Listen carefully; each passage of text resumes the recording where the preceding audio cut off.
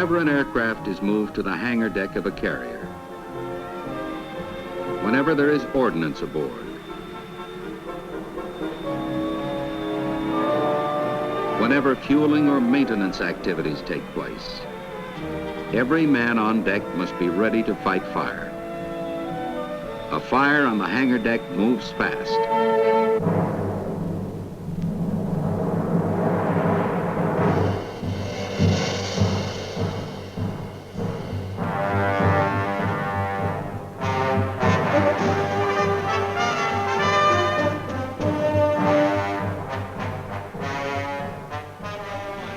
Just as much as on the flight deck, fighting hangar deck fires takes teamwork and organization.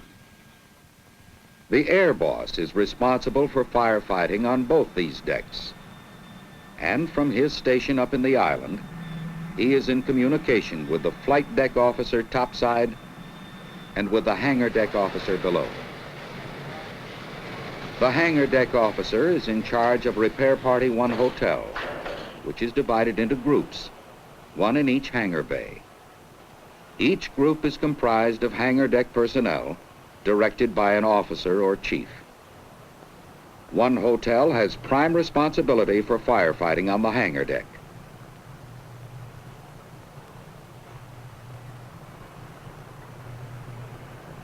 The Aviation Fuel Repair Team is another firefighting unit on the hangar deck. These men are trained to stand by with extinguishing agents whenever a fuel valve is opened. During flight quarters, constant vigilance is the key to fighting fire. High above the hangar deck, in fireproof compartments, are conflag stations, each manned by at least 2 trained men.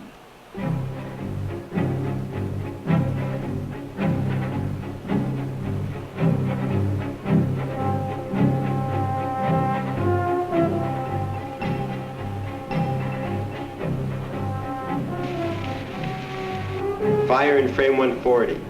If fire breaks out, word is passed to the hangar deck officer, the air boss, and the damage control assistant, who has overall responsibility for firefighting on the ship.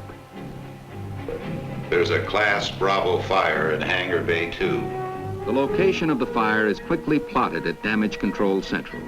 Frame 140.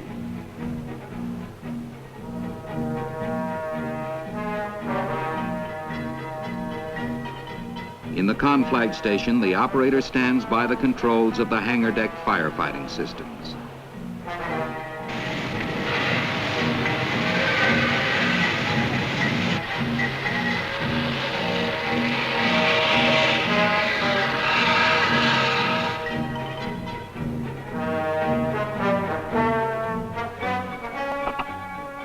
If a fire is not extinguished before it can spread, the hangar deck firefighting systems can be ordered into action. From the conflag station, the hangar bay fire doors can be closed to confine a fire to a smaller area.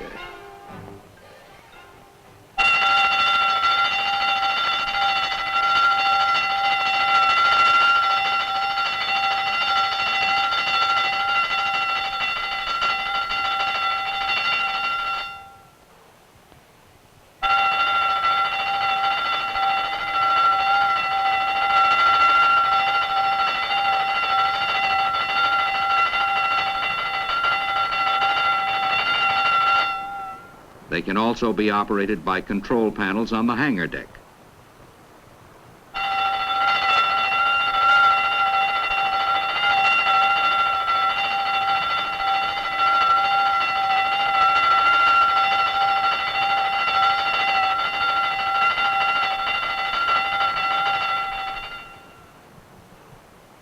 In an emergency, they can be closed manually with an improvised block and tackle rig. The conflag station also contains controls for the hangar deck's high-capacity fog foam system. All of the carrier's many foam outlets are supplied by foam injection stations below deck. This 300-gallon tank is typical of those used to store the liquid foam concentrate. During flight quarters, each station is manned by trained damage control teams. These men make certain that the proper level in the tank is constantly maintained. A large carrier may have as many as 17 foam injection stations.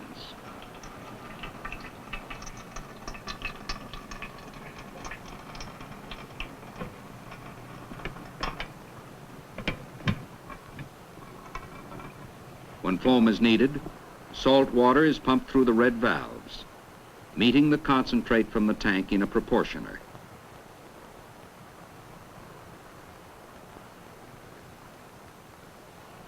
Here they are mixed in proper ratio, and the liquid foam solution sent to foam outlets throughout the carrier. On the hangar deck, foam monitors are pre-aimed to cover most of the deck and can be activated from the conflag station. At Navy firefighting schools, the ability of a foam monitor to smother burning aircraft fuel is vividly demonstrated. This is part of the basic firefighting course designed for men assigned to carrier duty.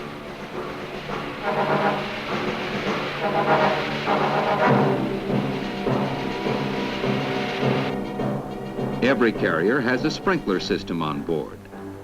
Some systems dispense water, some foam, to control a hangar deck fire.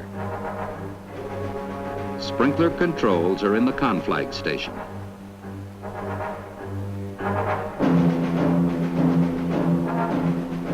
Another protective device found on all carriers is the water curtain.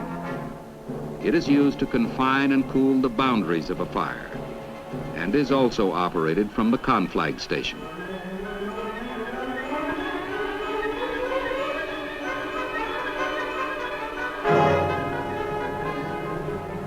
From the conflag station or other control points, the huge deck edge elevator doors can be closed. These doors cut off the fresh air drafts which fan the flames of a hangar deck fire. Being prepared to fight fires in an enclosed space means using a self-contained breathing apparatus that generates its own oxygen. When the hangar deck goes to flight quarters, the men draw and check their OBAs.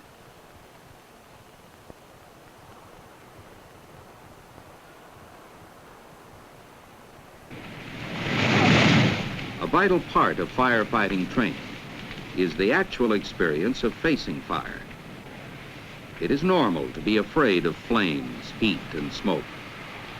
But on the hangar deck, the problem of facing them in cramped and closed spaces is an added danger. These conditions are simulated at the firefighting school with a gallery deck mock-up. When a fire breaks out in a gallery space, in a case like this, the most effective way of fighting this fire is to send one team down into one entranceway off the ladder, send another team down from another entranceway. By doing this, you're trapping the fire between you and putting the fire out. Whenever they fight a fire in any confined space, they should have an OBA on. It is probably one of the most important life-saving devices they have on board their ship. Fire will rob oxygen from the surrounding atmosphere. Also, smoke inhalation is a very large death factor in many of your fires on board your ships.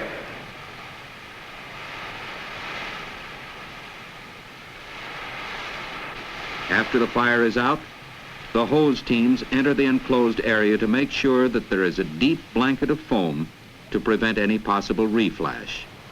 They will stay in that area and continue to build up that foam blanket. Once your foam blanket has been built up to say 6 or 8 inches, then they can go ahead and vacate the space, remaining in the area, setting a reflash watch. Now this area cannot be cleaned up until they are sure that the decking and bulkheads have cooled down sufficiently where it's not going to ignite this fire again.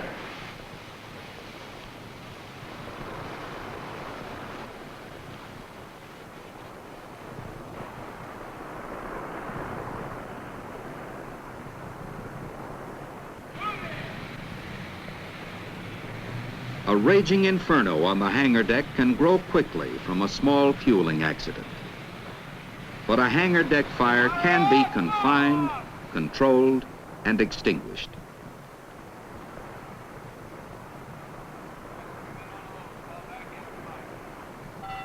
It can be confined by hangar bay fire doors and deck edge elevator doors. It can be confined by water curtains. It can be controlled by water or foam sprinkler systems. It can be extinguished by foam monitors.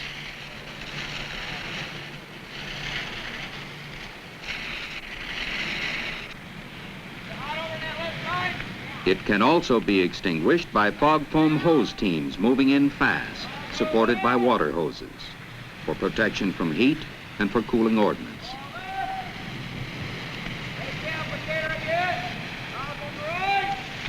Or it can be extinguished by twin agent units, which smother the fire with purple K and light water.